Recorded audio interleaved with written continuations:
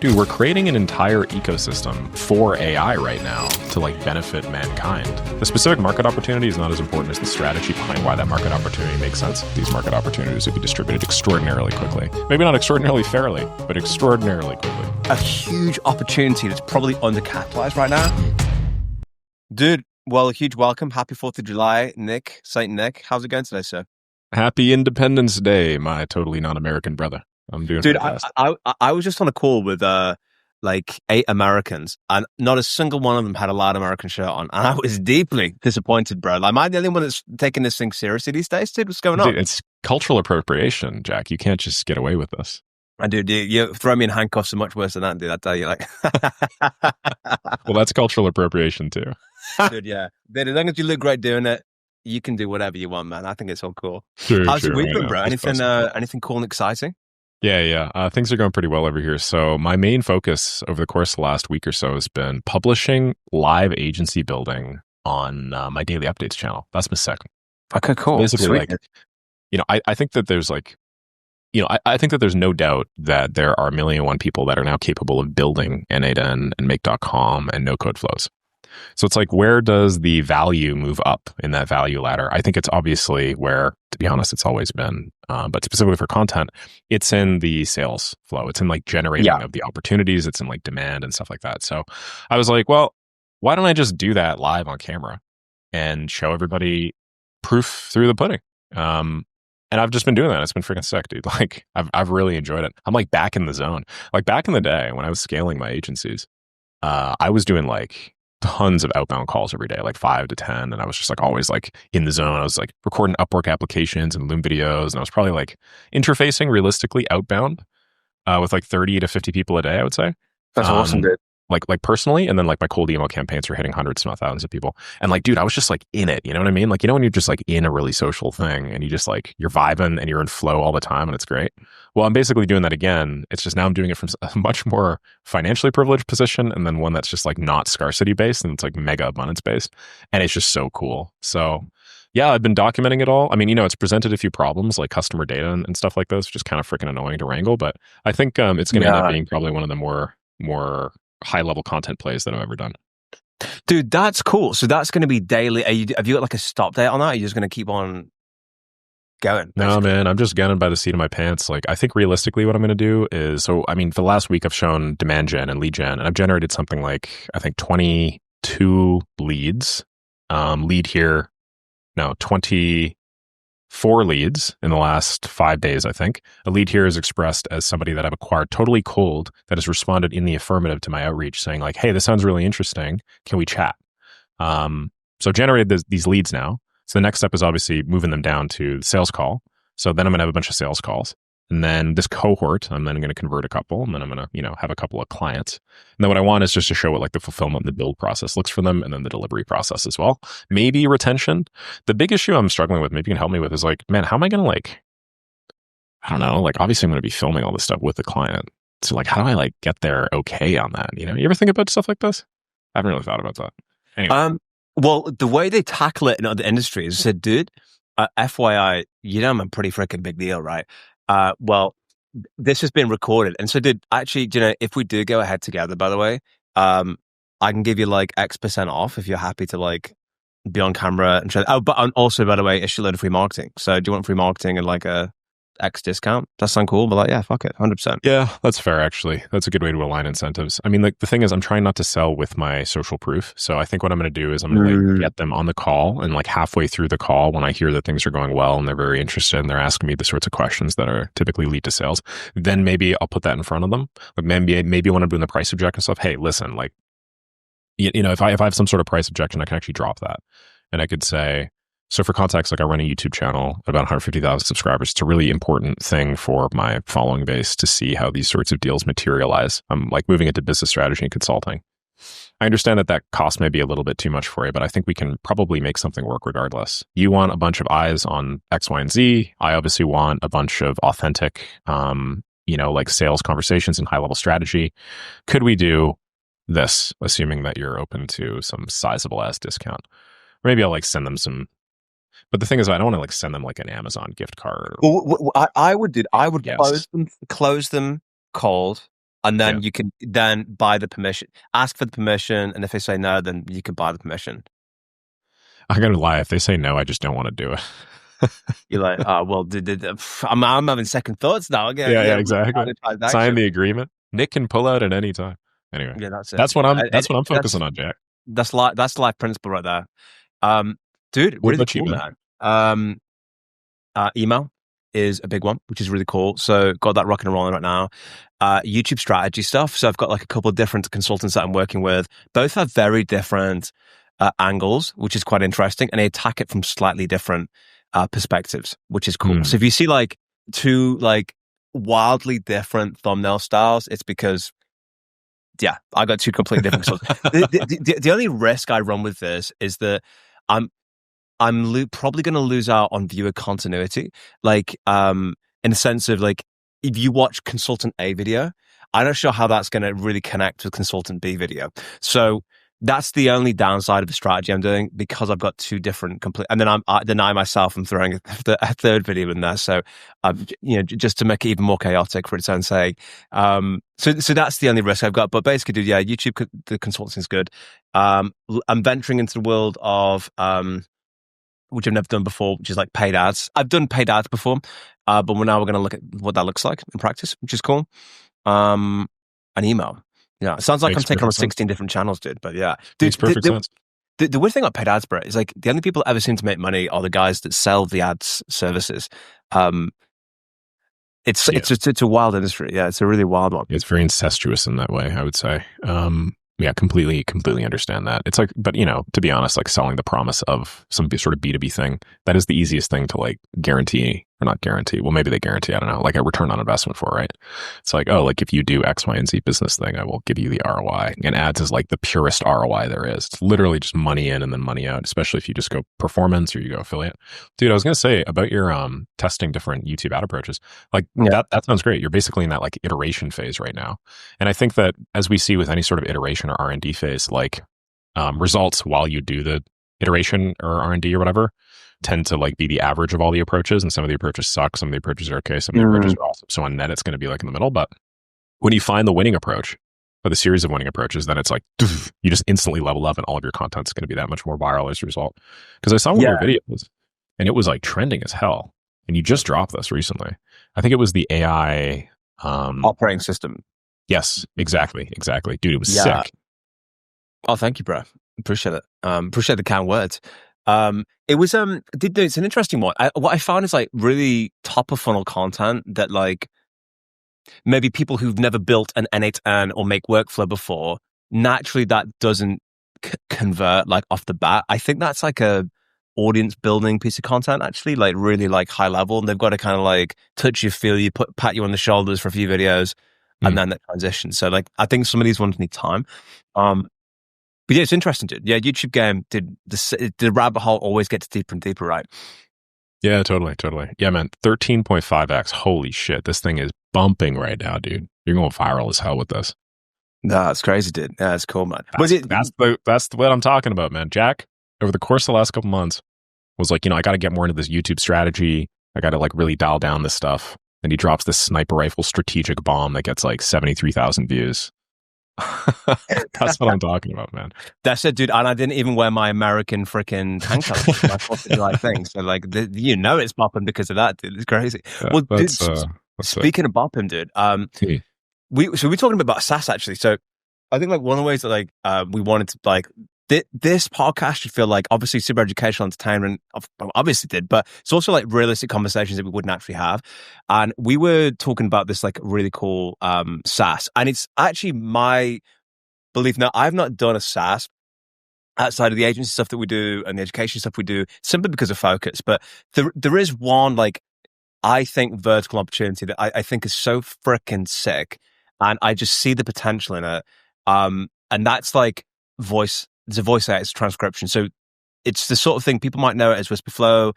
It's probably the only product, bro, that I've recommended to somebody, and like anybody I recommended to has pretty much bought it instantaneously.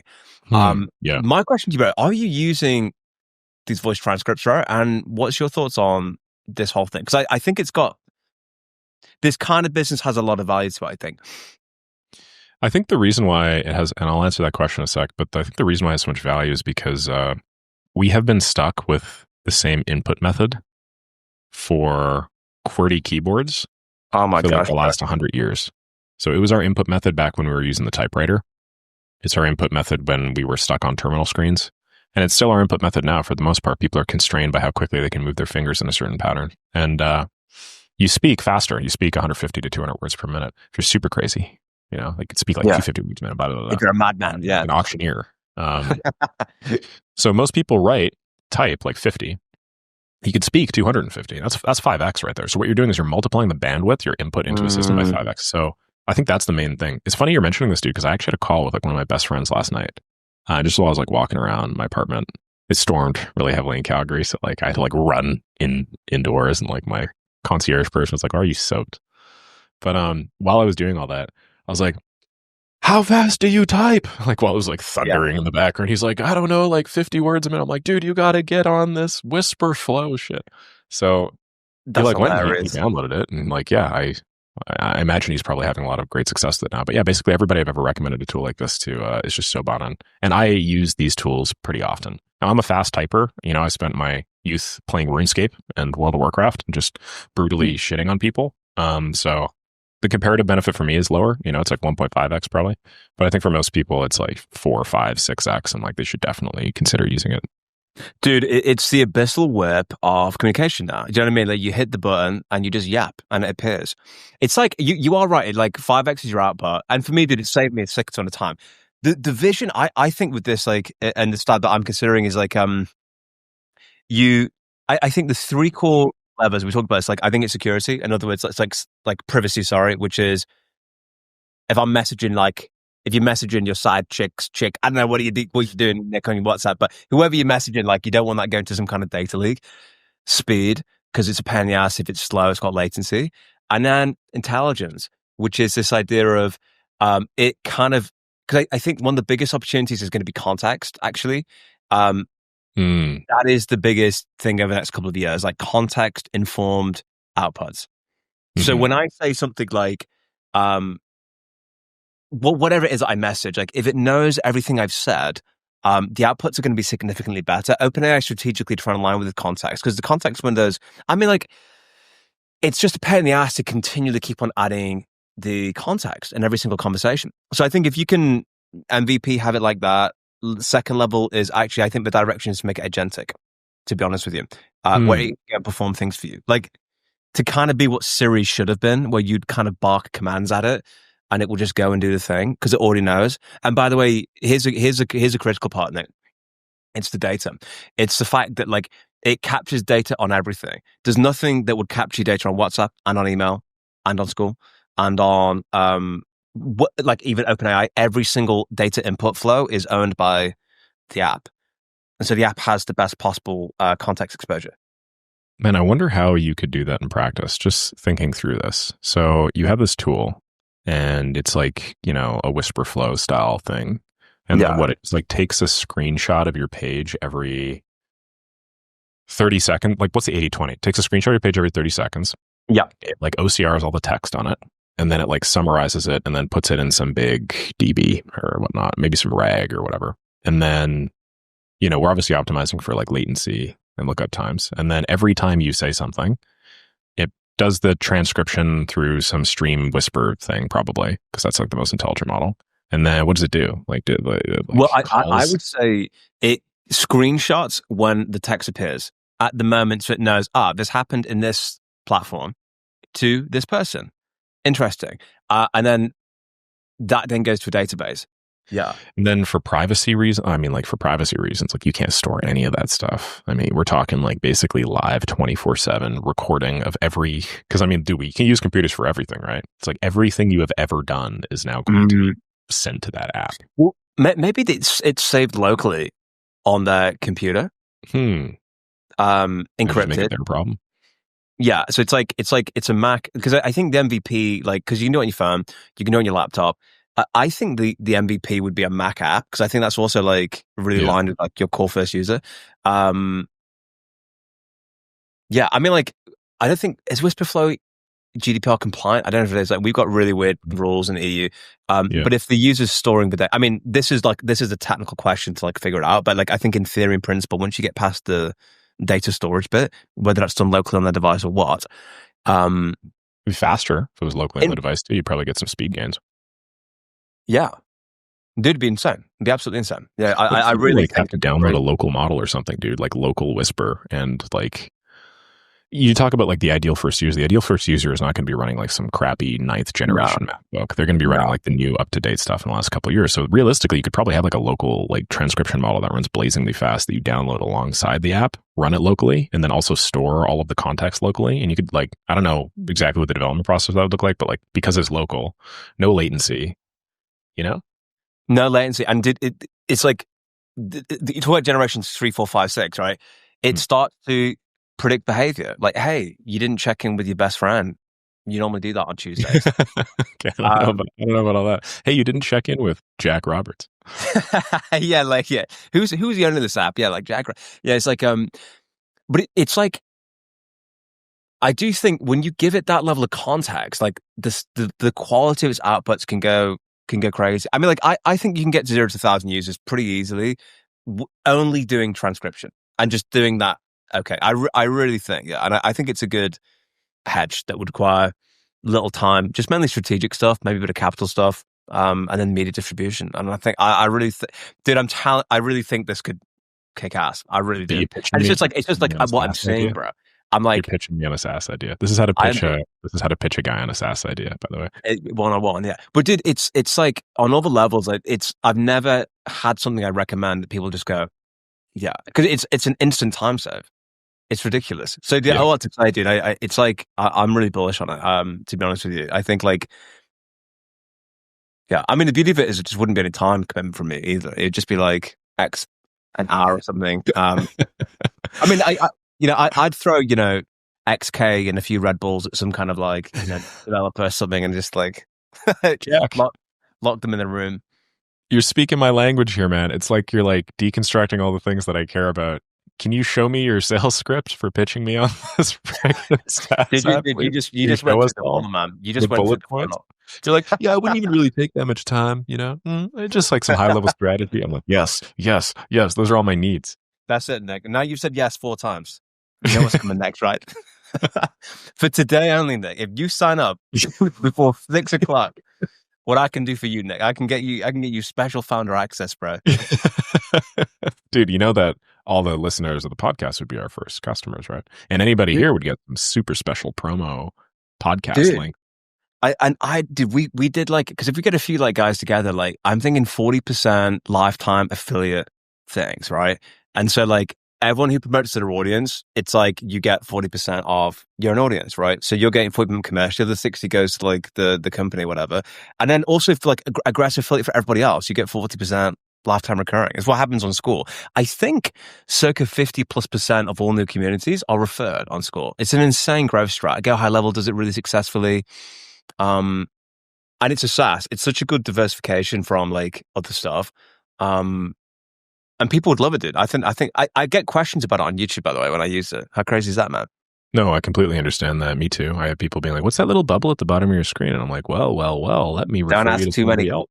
Don't ask too many questions about that, man. I tell you like that. But I'll tell you one final point, because I feel like I'm not intentionally saying this, but I just want to get it out. It's like the stickiness factor is unbelievable, because once it knows your context and you're using it and you're saving time, like it's like the Mac ecosystem, right? Like you're basically fucked, right? When you're in the Mac ecosystem, you're never getting out. If your escape velocity is like approaching the speed of light, you're never getting out of it. It's the same with like apps that get your context and are ingrained on every device, you're never leaving. So they got you by the balls, don't they? They got you by the balls, dude. That's I like to think that I could leave. I like to think that I could leave anytime I want, but they might have also just Stockholm syndrome me into liking them so much that I never will. Dude, if you like, when did you join Mac? When did you join the Mac universe? It was about 4 years ago. I was just starting to make money. Like good money with 1 second copy. We'd scaled it to like 90 something K a month. And I had finally just been like, well, Like I think I'd blue screened to death for like the 80th time on Windows, and I was just like, well, I think I should probably. Oh, and you know what it was? My business partner actually, he got an iPhone, and he got a Mac, and he got freaking like an Apple Watch, and he got like AirPods, and he just like showed up one day with all of them, and I was like, what's going on over here, man? Money's changed you, and he's like, Nick, you gotta try this shit. You gotta get Nick. Holy shit, dude. Yeah. Well, dude, it's like, do you know what's so funny about perception, dude? Because I was talking to my chick about like the difference between design and art. And you and I walk into a coffee shop, bro. We're gonna get our beautiful flat whites, crack some $1 billion deals. We see two guys sat down. One guy's got a Mac, the other's got a Windows. You see a guy with a Windows laptop, you say, poor bastard, probably is working on Excel. But you see the guy with the Mac, you're thinking entrepreneur, deal cracker, probably did XYZ. It's like, it's perception, right? Some guy that's what you think. Other people are probably like pretentious asshole. Maybe they do, dude. I don't know. But like, it's true. It's like, it's so funny how these have become like identity things. Because like Apple itself isn't really being that innovative anymore. I think they're cash cowing their business to some extent. Like you look at the iPhone, the app, ever since Steve Jobs left, there's just not been, I mean, we talked about Apple ass, right? Like the whole new update. I've still not updated, Nick, because I can't afford to not see my apps any longer on my phone. So I'm still holding back on that one, to be honest with you, man. Yeah, it's rough, dude. I unfortunately have to admit that it is not going as well as I would like. My phone was about as hot as the surface of the sun yesterday, and it decided to just shut down for like a good 5 minutes. It was cooling off, apparently. Dude, it gets too hot to handle. Yeah, I found that when I was like traveling the country a little bit. They were like, Jack, you can't use Waze on the screen anymore, dude. You're getting a bit out of control. We're going to lock you down. Which is funny, dude. Yeah, it's like, it's wild like how you get these ecosystems and platforms. I think one of the most interesting reflections I've had recently is platforms. I think the power of platforms. And if you own it's like, because we talk a lot, don't we, about like all these different systems and funnels and stuff. But ultimately, like if you think about like all the different platforms that a user touches, everybody is buying it from a hardware, right? Laptop or phone. Then you have the YouTube platform. It's actually, there's way more platforms involved in everything you're doing than you're thinking. So I think like platform ownership is a really cool thing. It's just that like if you're building a platform, the nature of that business model is it's freaking a barren wasteland, a pain, broken glass, and getting your ass kicked for freaking too many years, and then potentially hockey stick towards the end. Yeah. Yeah. Hey, I got kind of a personal question for you, Jack. Do you think that like, I don't know, if you think about your life in like 10 years, what business model are you running? What are you doing? Who are you serving? Have you thought about that? Like, what is your primary thing? Is it like a software product, do you think? Are you running a community? Yeah, you ever think about this? I'd be really curious. Yeah, no, I have. So for me, I see content on YouTube as an infinite thing. So I will be on camera until I stop making sense, which will be until those biceps just poof. Because the day these biceps start popping, dude, you can wheel me off air. Until I start saying like stuff that's inappropriate and stuff or whatever it is. Maybe I do already. Who's to say? Well, you do already. Trust me. I already did. Yeah, I'm already banned in 6 countries. But like, it's like I see YouTube 100%. Like that is something that I will never stop creating. I think also community, bro, I think that's a lifetime thing. I don't ever think I won't have a community. I think that's an infinite thing. The YouTube and the content is an infinite thing. I think if I had to say where do I think the most amount of money I'm ever going to make is going to come from, a SaaS. Yeah. And that's the kind of thing I would expect to be doing most of my time on in the next 3 years. Gotcha. And then go for some incredible high multiple exit, that sort of deal. Yeah, I do. I think so, dude. Yeah. Some Jack Flow or whatever. Yap AI or whatever it's called. Yeah, dude. That's kind of where I see my sort of trajectory going, actually. How about you? Yeah, I've thought about this as well. I think that the community model right now is the best model for behavior change. A friend of mine put it that way the other day. And so that's what it is right now. I don't know if it's going to continue being so forever, but like presumably I will continue doing the model for behavior change because I find it very rewarding to change people's behavior on net. And now I'm not probably going to be doing it as much as I'm doing right now. What I mean by this is just my like explicit daily time demands. Because my ability to maintain, I think what I'm doing now is limited eventually. And I think that there are other priorities I'm going to want to shift to in ways that I think I'll be able to, add more value and create more impact. So maybe shift to some sort of software-based thing.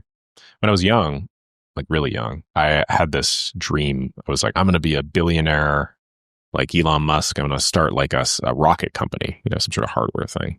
This was like forever ago.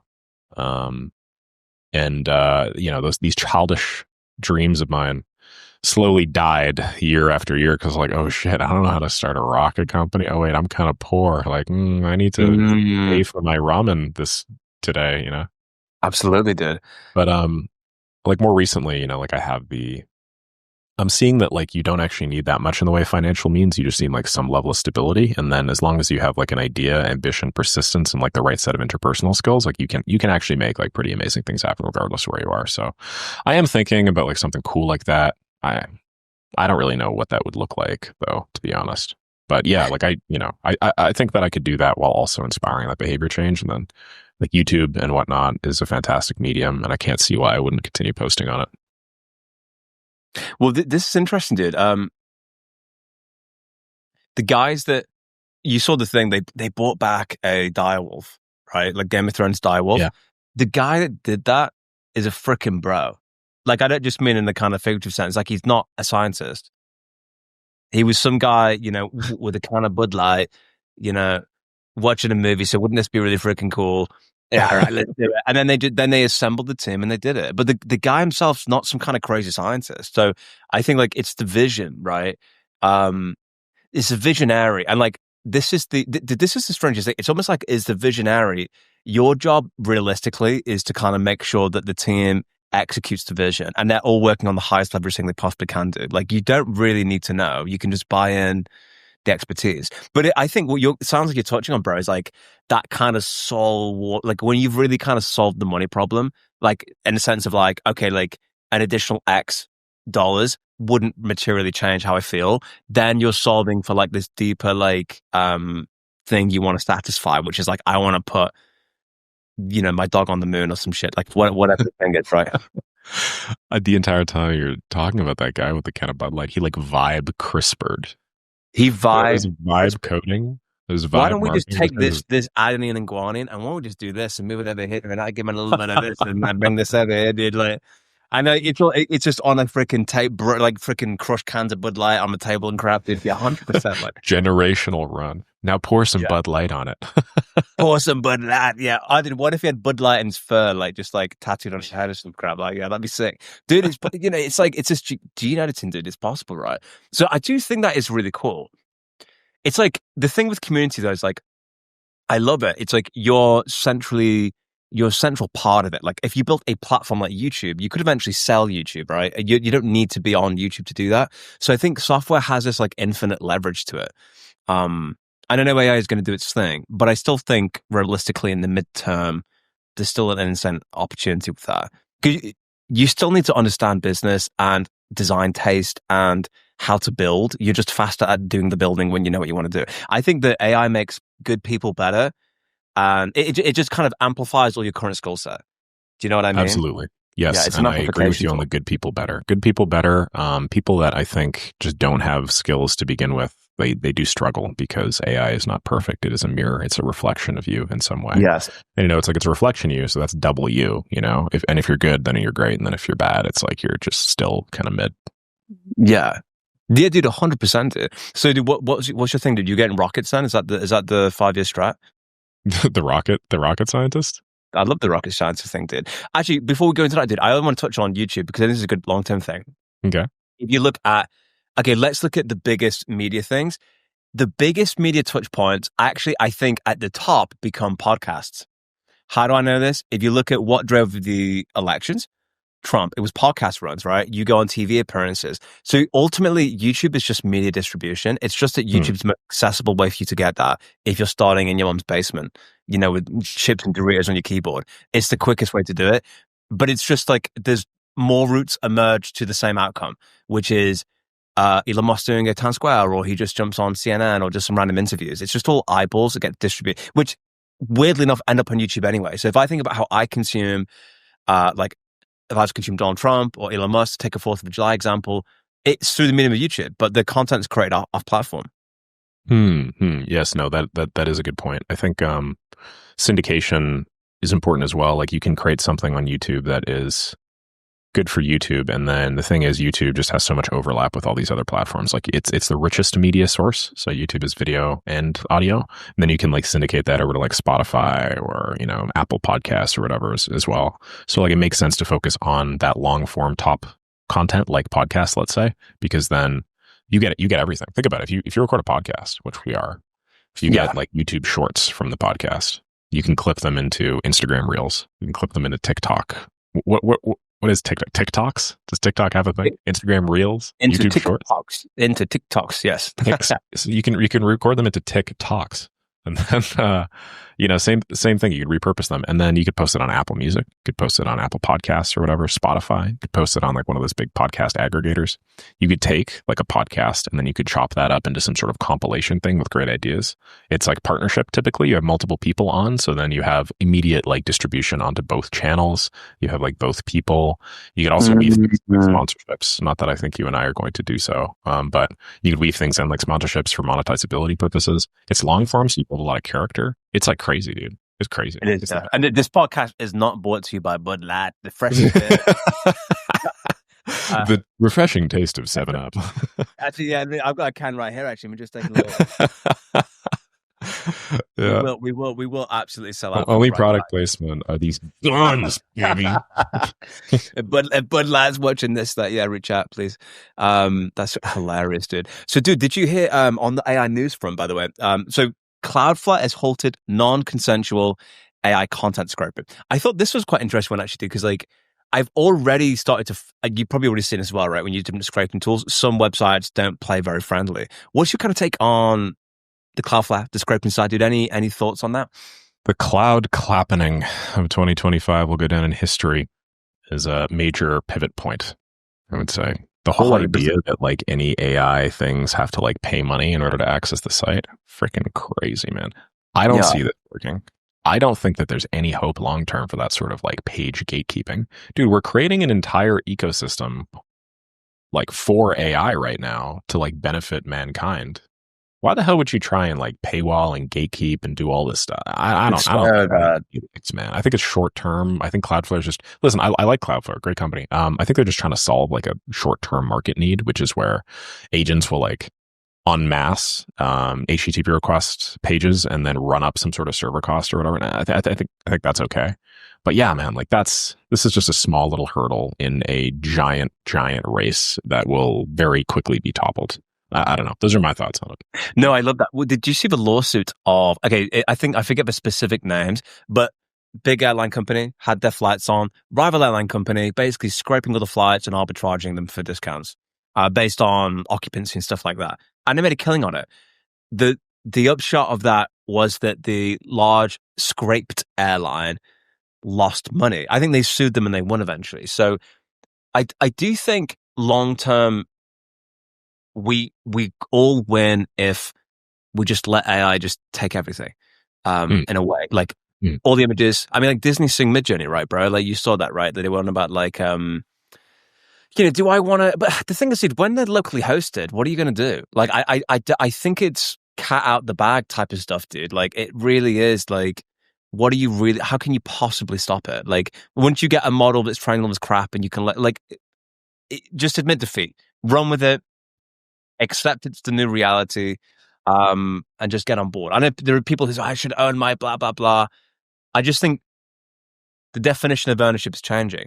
Actually, one of the things they tell you in property law is the fact that, like, if you look at your watch, there are multiple levels of ownership, kind of like a plug. Like, you own the physical watch, but who owns the design rights and who owns the trademarks? You know what I mean? It's like ownership, like quite a complicated concept. I just hope we just don't get bundled up in regulations. Like I'm kind of like deploy now, ask questions later kind of guy, man. So I'm very bullish on it. Same here. I think that most people that make disproportionate amounts of money are, and I think that's why, like, public and private sector has been such like a long time debate, and there's just so much feud and friction there. The whole idea that it's for the public good is not necessarily true, and I think in this case, the whole idea that like publishers get to retain like full ownership of the printed words on the page or whatever, it's the same thing as Jack and I were talking about this a moment ago, but like I believe it was back in the 1910s or the 1920s or early 20th century.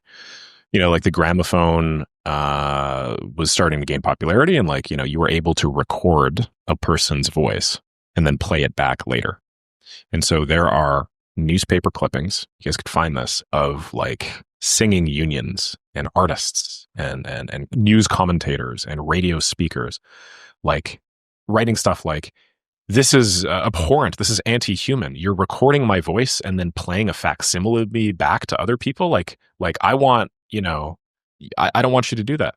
That same sort of like, what the hell is that person talking? That was actually a concern. That's the same sort of thing that people 100 years from now are going to look back on this debate. They're going to be like, what the hell? You're trying to like gatekeep words on a page, man? You're trying to gatekeep intelligence? What are you, nuts? That's true. That's very, very true. I love that. It's like that thing we're talking about, like the voice actors that are getting very touchy about, their jobs being eroded away. Yes, exactly. Yeah. I mean, what do I think about that? I think AI, it's like, that's a beautiful analogy, man. Like, okay, let's take voice as an example. Okay. In my first business, I hired a voice actor to do my commercial. And it was my first foray into hiring voice actors. And what was interesting was the list of things I could use it for. You get a license for this amount of years. You cannot use it for adverts. You can use it for this. And I was like, holy crap. And it came with this huge litany of just like conditions. And like, after about 6 hours of like, that wasn't quite 6 hours, but, I was like, wow, that's a really sticky thing. What do I think about that? I think AI can replicate voices pretty exceptionally. There's a certain, like, I guess, like a top end of a range. Like, if you're doing, like, if you played Baldur's Gate 3, bro, like, yeah, dude, I freaking love Baldur's Gate 3. You play video games? Dude, I've been playing video games. Holy shit, we're gonna run it up, dude. Live stream, podcast live stream. We're gonna fucking League of Legends, dude, Baldur's Gate, CEOs of Fortnite or some crap, like CEOs RPGs, dude. Should we do it? Yeah, man. Okay, good example. Balthazar in Baldur's Gate 3? Okay, so he's got some high vocal range. Like, yeah. I don't know if AI could like capture that level of like depth. If it could, amazing. So I still think there's some areas, but eventually it will close the gap, or it'll be like fully custom voice generated. So yeah, I mean, I think if I'm a voice actor, dude, I'm probably looking at a different job right now. If I'm forward thinking, like, yeah. Yeah, definitely. Just like, at one point in time, like you reading the news, traveling to various towns and reading the news was a job. But then the second you got, some sort of gramophone or radio or whatever the hell, like it stopped being a job. It stopped being something worth like intrinsic value that made sense for you to spend your time on. I'm sure there'll be other things in the future that are open as a result of this. One really interesting thing that just happened a couple of days ago was Google, and this isn't related to the news list that we had, so hopefully you won't mind me chiming in. Google just released Gemini natively in Google Sheets. Have you heard of this? No, dude, I hadn't. Just fresh news. So, I mean, you can literally just write equals and then AI, and now you have like legitimately a spreadsheet function that calls like a galaxy brain intelligence, and you can just feed in whatever cells you want on that, and you can do stuff with it. So, quick and easy way to immediately add value to anybody that's watching is probably some sort of like email icebreaker. Like you just have the email data, like first name, last name, company that they're part of, whatever shit that they do. And then you just have one row called icebreaker. You just say equals AI, write a one-line customized icebreaker based on this data. And it like actually does a pretty good job. So the reason why I bring this up now is because just like these jobs and these points of value and pieces of leverage are changing, like that now is a new skill, like spreadsheet architect, spreadsheet prompt engineer, spreadsheet special, like whatever. Like there used to be like Excel specialists and stuff like that. Well, now it's going to be like AI spreadsheet engineer. Like that's a whole market opportunity that just came and it just inflated. And eventually it's going to deflate when some other solution comes up that's better. But like that's going to be a real big need. So these things are all temporary at the end of the day. Like what people need to understand is the specific market opportunity is not as important as the strategy behind why that market opportunity makes sense. You could learn the strategy, the higher level fundamental reason why that market opportunity exists, then you'll be able to replicate it and create your own market opportunities elsewhere. Yeah, it's actually like, what people need to understand is like jobs disappear, but new jobs are created. So there's the thing you do, you just have to move around with it. I mean, like that's a really good thing. It's a good thing it doesn't take 18 hours to wash a freaking tank top now. Like that used to be someone's full-time freaking job, like compressing it. They used to take be a full-time job washing your tank tops. I did tank top a day every day to keep the doctor away, dude. But it's like it was a full-time job, but thank God that's gone. So we have to like super embrace that, dude.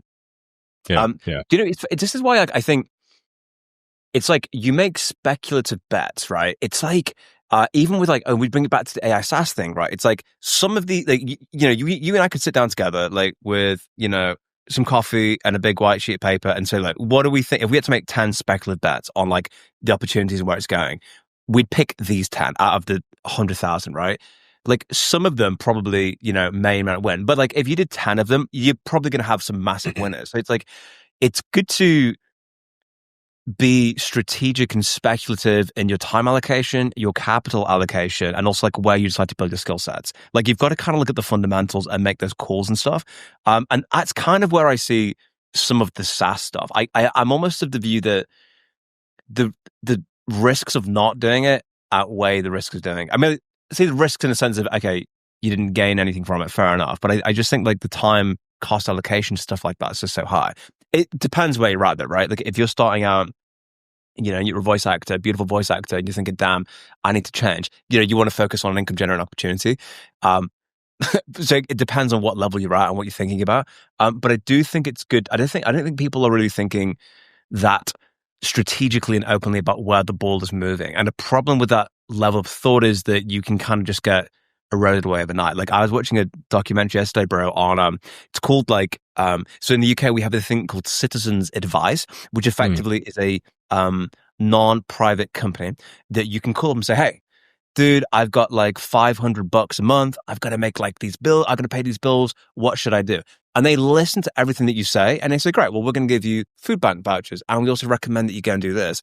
And I was watching it. I was like, dude, this entire freaking contact center could be all like, I think I could pretty much do 99% of what they do. And I could build the thing, right? And I'm like, why does this still exist? Like, I don't know, it just freaking blew my mind there. Dude, they should be calling your hotline. Hey, the Citizens Advice is going out of business and I have all these bills to pay. No, then they'd be calling back their own hotline they got fired from, right? But the job's not to fire all these hard workers and stuff because they've got empathy and stuff. But it's just like inherently there's nothing that they're doing that can't be now done by AI. Do you know what I mean? It's like a lot of these contact centers are just dead men walking, bro. They're just dead men walking right now. Absolutely. The capabilities overhang is the big thing. It's like, there are capabilities and it's simply a matter of, the way that I see it is this is like, I don't know, it's like a dam breaking and it's like headed downhill. But you know how like some slopes are a little bit steeper than others, right? So it goes down those slopes faster. It's like this is something where the slope just happens to be pretty level. So it's just taking more time for the dams, the impact of the dam to reach them. But like it is extraordinarily inevitable. There is a massive tide that is coming. And just due to regulation or dissemination or whatever other sorts of blocks and hurdles there are to making that call center automated tomorrow, it's not, but it will be. It will be just like anything else. And things happen pretty quick the second you get like government support behind it, which something that a lot of people don't talk about. Like the regulatory block is a really big reason why, I think at least in the UK, for instance, a lot of these things probably aren't being as propagated as quickly as they could be, right? Job security, the unions and stuff. Now, I'm not going to sit here and be a terrible capitalist and be like, damn unions, they ruin everything. But the damn unions. I totally get why they exist for the most part. I do think that like in recent times, some of them have become like basically mafias in and of their own right. And they can go like eat a shoe. But like if all those things didn't exist, you rest assured that these market opportunities would be distributed extraordinarily quickly. Maybe not extraordinarily fairly, but extraordinarily quickly. You just got to play the game though, right? That's the thing. Like you got to play the game in front of you. Dude, do you know what I think is a huge opportunity that's probably undercapitalized right now? And that is, I think I've forgotten the study. I wonder if I had to pull it up, but essentially it's the most common use case for AI is therapy or personal support. So it's people saying, hey, my girlfriend said she didn't like my tank top. What do I do about that? What are you talking about? Whatever kind of important question it is. Again, multi-context awareness. Like, I think that's pretty freaking sick, dude. Because like, did you see, you couldn't log onto YouTube, dude, 6 months ago without seeing BetterHelp. Do you remember? Like, it was the BetterHelp apocalypse, dude. Like, how do you make a connection between someone who wants like mental health support easier and cheaper, right? And they blew up. AI, I think, is kind of like filling that void. But it lacks context. And if you added a little bit of structure and specificity around it, I think that's a market that would be very warm to that kind of thing. This is you circling back to that SaaS idea, huh? Well played. All roads lead back to the SaaS. Jack, you think we're going to be good friends? Dude, I think so. It depends what your woodcutting level is, bro. It's about the woodcutting level. It's always about the woodcutting level with you, man. Dude, what's your target accuracy in Fortnite? Just so everyone knows, like, so when the first time I found out what RuneScape was, I was in year 9, which I was like, I don't know, like 12 or 13 years old. I walk into this library, and there's like a row, bro, of like 8 people on computers, and they're all chopping wood down. Like they're all like doing this, like chopping the wood down. I'm like, what is this game? What is happening right now? I was like, this is RuneScape. What do you mean? This is RuneScape. And Nick, ever since that, I lost more hours on a couch with me. And I was even telling my chick, I was like, dude, I spent some Friday nights. I was just like chopping down wood to level my woodcutting level, and I was like doing these little things and stuff. And I was like, dude, honestly, the amount of time I sunk into RuneScape was crazy, bro. But when I was played, Zuma was like number 1 on the leaderboard. That was like the era that I was. Oh, sorry, you knew Zuma? I didn't know him personally, but he was like number 1 on the leaderboard. Man, that's like it's like a shared like genetic memory, man. It's incredible. Like you talk to other guys that know Zima, and that guy was like a cultural phenom. He was like that man took up so many compute cycles in my brain every night before I went to bed, just thinking about how I could be Zima. He's probably like some like young 20-something at the end of the day, you know. Dude, I've said the word Zima more than my mum's name, bro. I know. I feel like he's part of my life in some way. Like, dude, my mum's name is Zima. I don't know about you, but we renamed our entire family. My child's name is going to be Zima. We're all Zima if you think about it in a way. We become who he is. You want to have some business motivations? My whole life, I've just wanted to be that guy in whatever field I am. You know? I was like, yeah. Well, he was so far ahead of everybody. It was freaking unbelievable. But actually, weirdly enough, RuneScape was the first exposure I had to bots, where people bought a bot that would just mine ores for them and just take it to the bank. So that was like the first. I learned about getting scammed in RuneScape. I learned my scamming lessons in RuneScape. I got drug into the wilderness, dude, and gutted for my adamantium chest plate. Back in adamantium, what a noob. Well, anyway, dude, my full rune Saruman armor or whatever got screwed once because I made friends with this guy, and like he was really, really good friends with me. I think his name was PalPal3392 or some shit like that. Okay. Like that. And PalPal, the name was PalPal. I was a young 10-year-old child. He's like, hey, man. And so slowly gained my trust over the course of, wow, I really love your armor and shit. Dude, like a week and a half later, he's like, dude, let's go over here. Fucking, he's like, sorry, let me just change worlds real quickly. It's safer in this world. He spawns with like 30 dudes on the same fucking tile. They insta-kill me, immediately blocks me, disappears. There goes like literally $100 in actual like currency, like US dollars worth of armor. And I was like, fucking... Dude, that is actually wild. It's like at the time you don't realize it, but it's a very valuable life lesson to pick up. Dude, at least you didn't fall for the kind of like the duplication armor glitch was a classic one. The whole offer $1 million, then knock it back down to 1,000 type of glitch was a funny one. I got scammed by a game.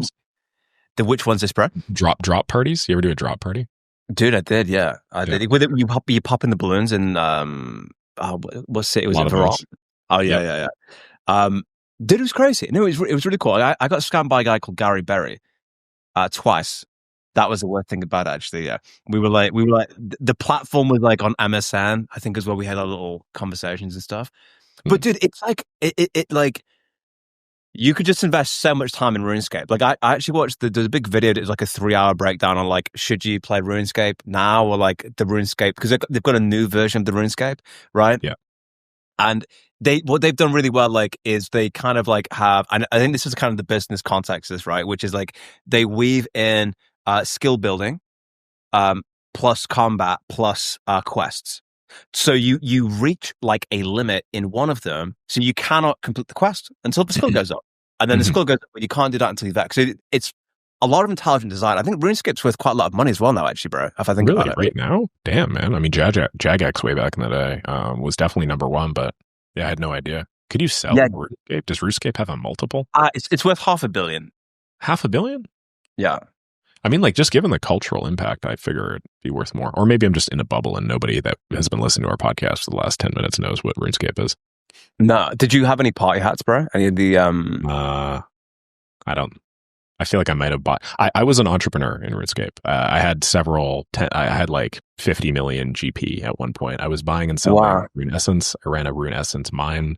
I ran like a whole arbitrage business that would purchase Rune Essence at East Farrock Bank and then sell it at West Farrock Bank at like World 1 or World 2 or whatever, because more competition, more supply, more competition, more price.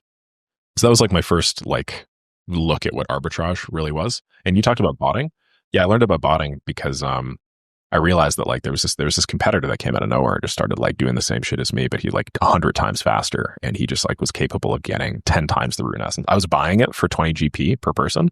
He actually, well, I imagine it was a he, maybe it was some super crazy Machiavellian girl. She or he was botting, creating a bunch of accounts, mining a bunch of Rune Essence, putting it towards one centralized account, and then just selling it at West Farrock 24/7. And there was like a snake line of people coming up, immediately trading, giving all the Rune Essence, and then coming back, trading, giving all the Rune Essence, coming back. It was wild to see. That is actually I got automated out of a business, bro. Dude, you got automated away first of all, bro. Like there's some kind of like beautiful irony in this somehow, like how you got automated out. Yeah, dude, it's like it's funny you're entrepreneurial in that actually, because I think there was so many strategies to make money. Like I remember fishing lobsters, like in the freaking fishing guild, like doing this for like ages. There's got to be a better way, man. Are you sick and tired of fishing lobsters in the fishing guild, dude? Like maybe it's just like you, man. Maybe you're sick and tired of it. Maybe you want to get like that armor you've been looking for. Well, here's the greatest opportunity of all time, bro. Right? We need mining or arbitrage in East Farrock Bank. Like, come and work for me. I'll make your dreams come true, bro. I can see the sales pitch, bro. I can see the sales pitch. It was like economics, dude. I mean, like that's why these sorts of like human-led systems in your youth. Hell, man, even like some playground stuff where like you're trading sticks or you're trading silly games or like Yu-Gi-Oh cards or whatnot are just so valuable, I think, to like building that entrepreneurial spirit in young people. So I'm all for it. I really like the in-game economies of other games as well, because like games with in-game economies are basically what I'm referencing. There's that one. No, shit, I don't remember the name. I'm not going to worry about butchering it. But yeah, suffice to say that they can be super, super beneficial, I would say. I freaking absolutely love that. Well, dude, I think we covered it all today, right? We covered SaaSes to voice actors, and critically, dude, the kind of pinnacle of the conversation, which is RuneScape. So, dude, we'll open up with RuneScape next time, dude, and we'll how to get that 99 Slayer. Sounds good, man. Let's rename it to the RuneScape podcast, and I will see you next episode. Beautiful, man. Sounds like a plan.